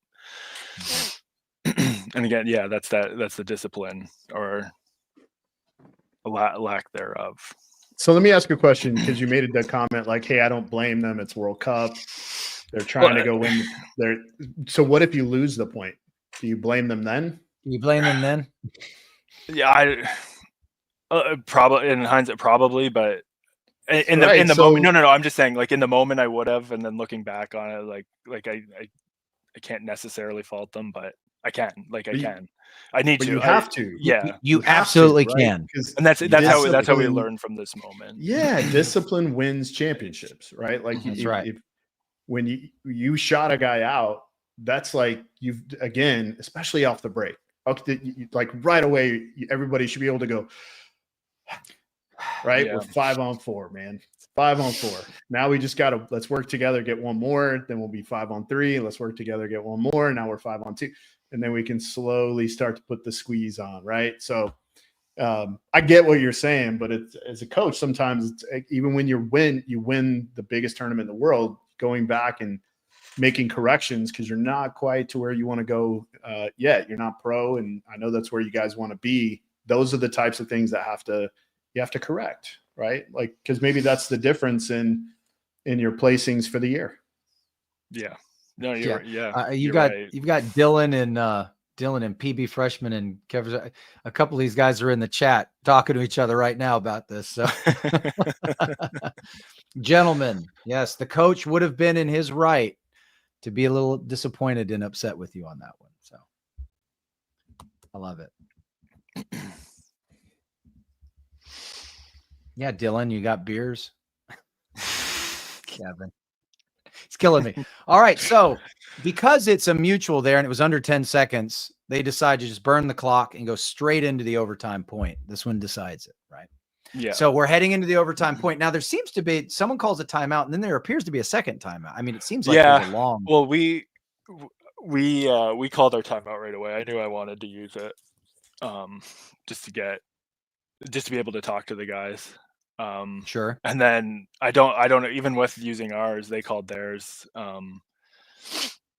Like pretty much like at, I don't know, like 30 seconds or something like that. And it ended up being a longer break. So Kevin asked this question, and I was going to ask the same thing. Why not play the 10 seconds? They didn't even ask us. And yes, right. Because I will tell you, I was actually because I went over to Trozen wasn't over there, but I went over to the score tent and said about that. I said I wanted to play the 7. I think it was only like 6 or 4 seconds, something like that was left on it, but still give a longer break. I was going to put some other guys in, give the guy I wanted for overtime an even longer break. But she told us that she's like, no, sorry, we're just going right to overtime. So right. Ryan, I was told because we wanted to play a 10-second point in overtime against Aftershock, and Trojan said, no, we're behind schedule. So we're going straight into it. I was denied that opportunity. So, okay. No. But I don't. If there's 10 seconds left in the match or 5 seconds left in the match, there's 5 seconds left in the match. right, Mm-hmm. and you should have the right to play it. So, but I- all right, so I- you've got basically almost a 3 minute, almost 4 minute. Yeah, it was 4 minutes. It would have been yeah. ended up being 4 minutes.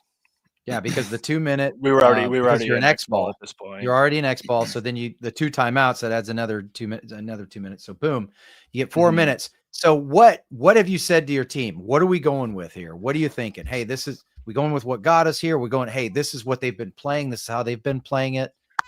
What's your thought process on this?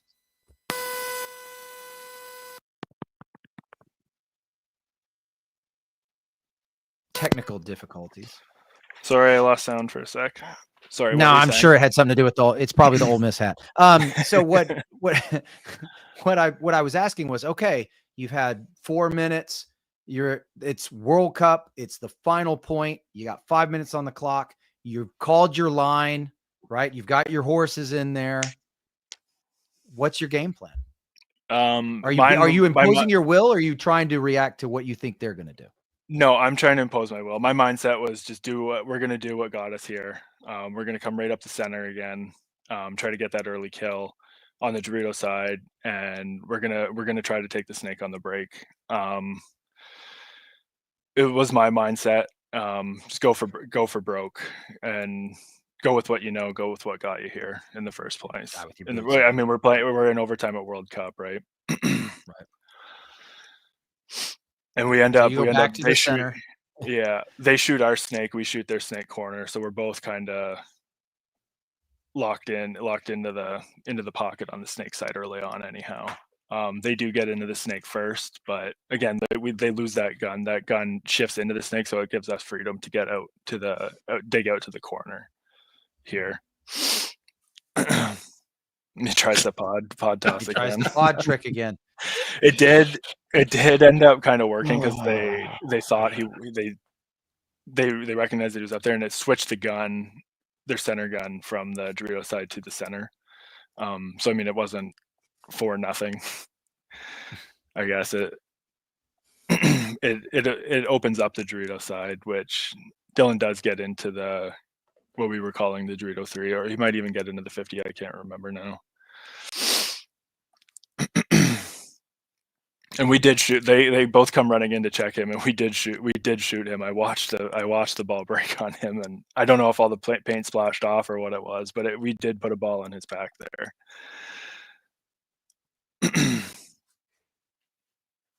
How's the communication between the team? I mean, can you hear your guys talking out there? Yeah, they're talking. Yeah, they knew the situation. They knew what was happening. The communication throughout the tournament had been really, really well. Especially as the tournament went on, our communication is really good. Mark, who's in the snake corner right now, is a fantastic communicator and an excellent quarterback. He's really good at dictating who does what on the field and making sure that everyone on the field has all the information that they need, which is what he's doing right now.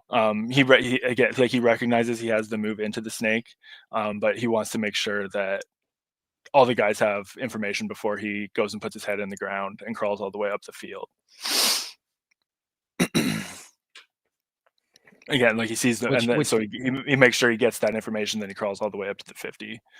And it was such a great heads up play, because he's like, okay, I'm in the snake, I've got to take the ground, whereas the preferred mob guy is in there, and of course he's concerned about that overwatch. But this was just that I didn't understand. No, I mean, there's 2.5 minutes on the clock. It's 4-on-4, and I don't know what happened here. Right? Yeah. So had he taken that ground sooner, they were first in the snake. Had they taken that ground sooner, that it could have been a different point. But great job, great overwatch by the Seadogs right there. Great job by the snake player to get in there. Yeah, it's just perfect. Mark was right beside him, just screaming. And Garrett, I got this. Garrett, switch. I got this. Switch. Mm-hmm. And he just he just switched. He just switched right at the right time. Fortunately. Yeah, well done. Well done. Congratulations. And man, what an exciting match, right? It was back and forth, and then that final point. Woo! Are you not entertained? Right? Yeah. That was awesome. So, I love So it. here's kind of what I was talking about in the green room. Mhm. Instead of doing that, like if this guy makes it, and again, they weren't very aggressive down this edge for sure. It seemed like, and you mentioned this when we were in the green room, they really wanted to push here. So this is fine, right? But if this guy comes in, because they did a great job shooting you, keeping you guys out of here. Mhm. If this guy's here and he comes down, like you're in trouble because Mhm. you just get trapped here, and Mhm. he ends up in big trouble because now he's got Getting a a spine pick. So massage. so if he comes this way, now this opens up, right?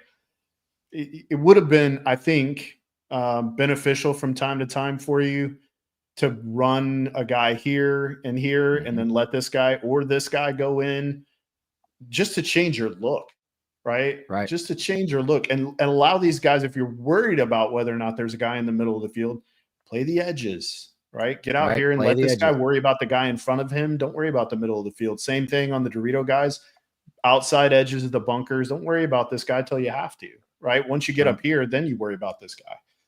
That's right. Get out to that corner, do an outside wrap, trap him in the god, filter underneath from the god into the snake, or reverse it. Let the Totally. god go ahead and start wrapping and hold the container, and then feed from the corner. And then that god now filters out to the corner. Now you've got the 2-man setup with the corner and the snake.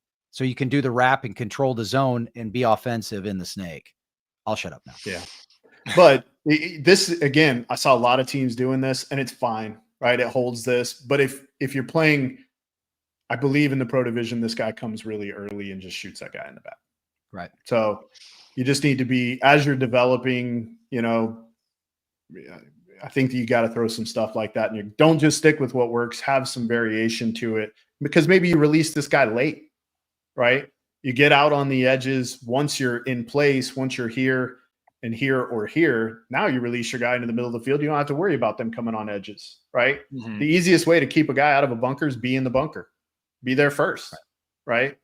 Want to keep the guy from coming to your end of the snake? Be in the snake. Yeah, be in the snake, right? Yeah. And such a great point that Ryan brings up, Devin, is the fact that, okay, we know where we want to be. We know how we want that setup to work.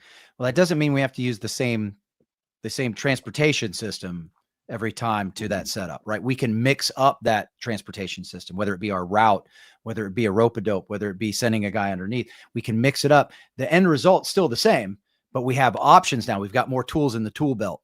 And so that's something we always want to look at, right? Just utilizing more access points and different times to take them. That's it. Okay. Bingo. That's it. Yeah, man. Good match. And congratulations to you and your congratulations group. to Thank Seadogs. you. Yeah. And so hopefully, you guys win World Cup, you win a bunch of money. Hopefully that's enough for you guys to get Team Canada over to Paris next year to play the Nations Cup. Yeah. The guys want to try to get something going. It seems silly that Canada is not represented there, and you guys are so really good. does. So Really get your ass to Canada or to Paris and represent your country. You could probably get some old legends to come hang out with you too. There's a bunch of old paintball legends in Canada that I'm sure would love to participate. 100%. Yeah. Love it. Excellent. Oh, Nick Campbell, 100% down. I figured you would be. I'm sure the Rizzardo brothers are as well. Oh, yeah. So, hey, man, all you need is 2 more guys. So, yeah, and you're good. Make it happen. So, then you're any questions from the audience before we drop Devin? And Devin, you've been a fantastic guest. Thank you for putting up with Ryan and I And no, thank you for having me. I mean, I really appreciate the insight, especially going forward. I appreciate it a lot for the opportunity to be on and to showcase the team. I mean, ultimately, what I do isn't, and the contributions that I had are minor compared to what they did on the field and in winning World Cup. I'm super proud of the group to cap off a pretty stellar year from us. So I'm excited for the future as well. You spoken like a true coach. Well done. I love that answer. That's fantastic, right? Giving glory to the guys who went out there and pulled the triggers, right? We've got the easy part, Yeah. they have to go out there and execute. But there is one question, and it's from Skinny Kevin, and he wants to ask. if he would have gotten to the show on time, we would have he already know the answer to that, because he already know the answer. But how much do you think the guys accelerated their progress by playing Europe? If he had been on time, he would have heard your answer to that. If you want to do that, just because he's kind of an important I'll go on it again. I feel like it helped tremendously in their growth, especially the three of them being young enough, not necessarily inexperienced, but they just didn't have that time of being the guy on the team.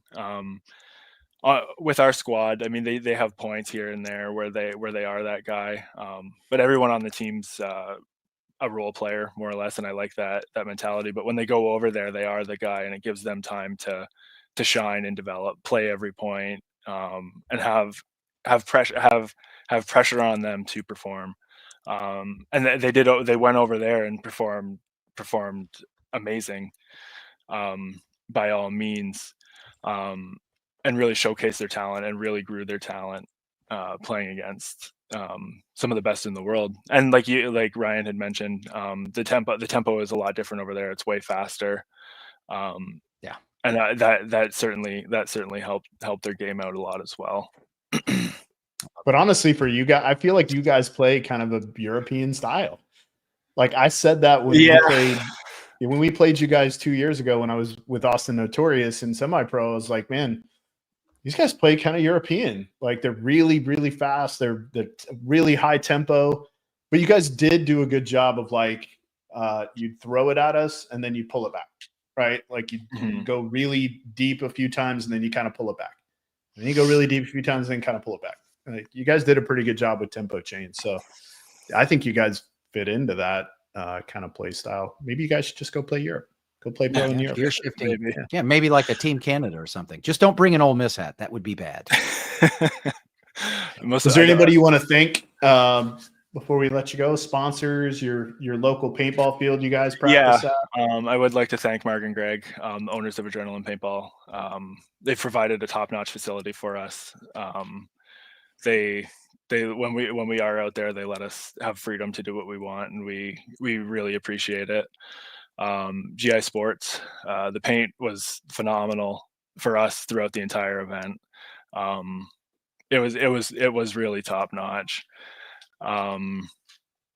DLX, our markers were on point, and the support that we received from DLX is second to none. We're super appreciative of all the help that they provide us through having techs in the pits. We don't have markers that go down, but I mean, every marker has minor things that go wrong, and when you can come off the field and have it ready to go for the next point, it's incredible. And then Ed Evans out at NXL Paintball, he's been a supporter of us from the very beginning, and still supporting us to this day, and we're really appreciative of everything that he does for us as well. Fantastic. And shout out to my wife Rachel for holding down the fort and letting me live out my dream with all my best friends. Smart, very man. important. Yeah, very important to throw that one there. Very important. You guys shooting brother, idols or TM40s? Idols or 40s? Idols. Yeah. They look like idols. All right, man. Nick Campbell says, thank you, coach. Thank you, Nick. Yeah. All right. Thanks again, Devin. We appreciate you coming in, spending almost 2 hours with us. Means a lot to us, the community.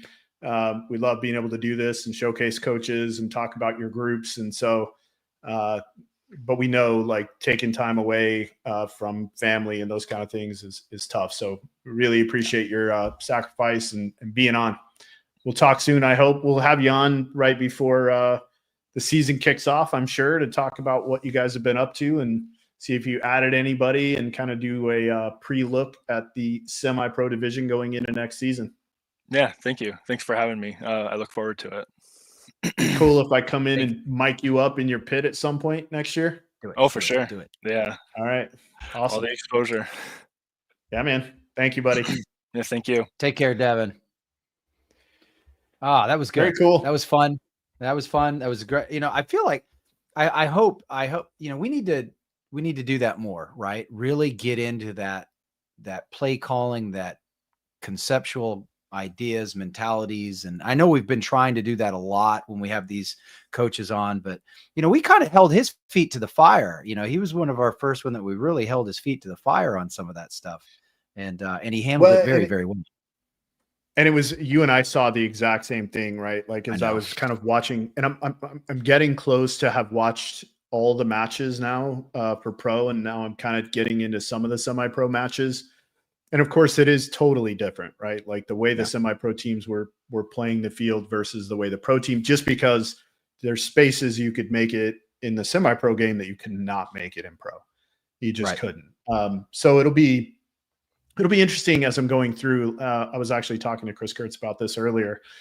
Like I'm starting to see that there were kind of the mentality of having the guy in the middle of the field was sort of twofold, right? It was either you're going to put that guy up there and then pull one of your edge guns in to, you know, be on the protect, or what I was telling Devin, play on the edges and just worry about the guy in front of you, which is the way the majority of the high level pro teams were playing it, unless they were going to send two into the middle of the field, right? Paintball Fit, Russians did that really well.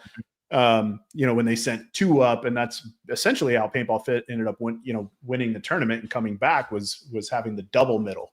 Because then both your edge guys can kind of be in, and the two guys you send into the middle of the field are the ones matriculating down. So basically switched a field that would play outside in to inside out. So really interesting. But I'm having fun kind of diving into all of the matches and scouting them out. I'm going to, as we have more coaches on getting into the off season, as we get into matches, I'm starting to put together some percentages, like how many points they won, like if they were up bodies off the break. So like if you started with a 5-on-4, how many of those, what percentage of the points you played that you started up a body did you win or lose, right? And I'm already having that conversation and doing that with the Canes, right? That's the type of stuff coaches should be doing. Well, and I do that for my own team, right? Like I track how many we kill off the break, how many we lose, and then did we win or lose the point? But what I'm trying to figure out is there I was talking to, coach from Revo that just quit. Good Lord. Mike Jeffries. Mike. Yeah. Sorry, Mike. Mike Jeffrey and I were kind of talking about, is there a percentage that if you start off the point up a body, what percentage of those are won is enough to get you into the next round, right? Like if you start each point, let's say 60% of the time, and you win, let's say 70% or 80% of those, is that enough to get you into the next round? Because you have to assume then also at 50-50 at a 5-on-5 breakout, you have to win whatever 60%. Does that make sense? Yep. So trying to figure out like what is that balance? So I don't know that there's any method to the madness, but I bet there is. Yeah, absolutely, 100%. So another exciting and fun episode. I enjoy these breakdowns. And I love getting into people's heads. And I love that he handled us very well. But it was funny when you and I got in the green room and I was like, hey, I have a question. And you heard what I was asking him, because I said, look, I got some tough questions for you coming to the match. And I have some questions about this, and this. And you're like, are you asking about this? Yeah. Yeah. So we saw the same thing. That's good stuff. Yeah. And again, it's one of those, it's easy to be critical, but it's also like, it's hard because you just won the World Cup. Right. So it's like not right. It's not that what you did is wrong. It's that there may be a couple of pieces that if you add, it's better. Right. It's better. And it's just better. Yeah, it's better. Like until you can be Paintball Fit in the semi-pro division and win every single tournament, there's still development to be done. Right. There's still development to be done. So, and even Paintball Fit lost points, right? They lost points. They didn't win every point. So, anyway, nonetheless, next week, will be our 52nd show, which is kind of our 1 year anniversary. It was actually last week was our one year anniversary, but Ryan, I was sitting in front of you for the Damage Sunday match with the Edwards family. Good to see. Oh yeah, thanks. It was good to see you. And you need to go get that Gap magazine because Ryan and I both have articles in this edition. Yeah, we do. Yeah, I got mine while I was at World Cup. Actually, showed up. So same. Nonetheless, next week we'll either have Coach Brad McCurley on, and we'll do the WNXL, or we're gonna have a whole bunch of guests come on, and we're just gonna chop it up about the year and talk about World Cup. Really, honestly, whatever the guests will want to talk about. But we will see. We'll let you guys know at some point what that's going to kind of look like. I still haven't heard back from Brad, so maybe it's a good idea for us maybe just to do some fun stuff next week. Yeah, maybe we do a poll. Really excited. So look at the Facebook page for the Coaches Show. Maybe we do a poll and you guys get some ideas in there. Maybe I would do a poll. Yeah. Okay. If you want to do a poll on Facebook and Instagram, the majority of people are with us on Instagram. So okay, all right. Nonetheless, we'll have some fun next week. Again, can't believe it's been a year, but we're just trucking along. Hopefully, we're getting better, and you guys are having fun. So, thank you for watching this episode of the Coaches Show. Thank you to Coach Devin Strickler for joining us. Thank you to Major League Paintball Plus for use of the video, and Major League Paintball for all the support of the show. Darren Cessna, Alex Sorensen, Kevin Fillers, and Tom Cole. If you want to improve your game, possibly play for Team USA, get the best knowledge in paintball at bkipaintball.com. Check out the combines in the summer camp. If you're looking for new gear for 2025, if you play MSXL, USXBL, WCP, I think he has like a contingency program with all of the regional leagues. So get with Charles at maxsportswear.com and get set up for 2025. Again, it's free paint. You do well, you get free paint. He helps pay your paint bill. So might as well get involved.